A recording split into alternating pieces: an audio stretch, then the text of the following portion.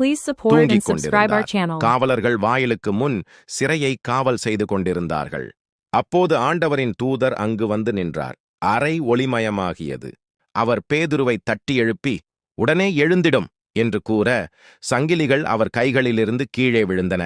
வானதூதர் அவரிடம், இடைக்கச்சையை கட்டி மிதியடிகளை போட்டுக்கொள்ளும் என்றார். அவரும் அவ்வாறே செய்தார். தூதர் அவரிடம், உமது மேலுடையை அணிந்து கொண்டு என்னை பின்தொடரும் என்றார்.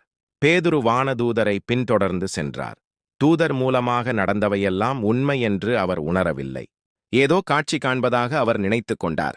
அவர்களுடைய முதலாம் காவல் நிலையையும் 2ஆம் காவல் நிலையையும் கடந்து நகருக்குச் செல்லும் இரும்பு வாயில் அருகே வந்தபோது அது அவர்களுக்கு தானாகவே திறந்தது. அவர்கள் வெளியே வந்து ஒரு சந்து வழியாகச் சென்றார்கள். உடனே வானதூதர் அவரை விட்டு அகன்றார். பேதுரு தன்னுணர்வு பெற்றபோது ஆண்டவர் தம் வானதூதரை அனுப்பி, ஏரோதின்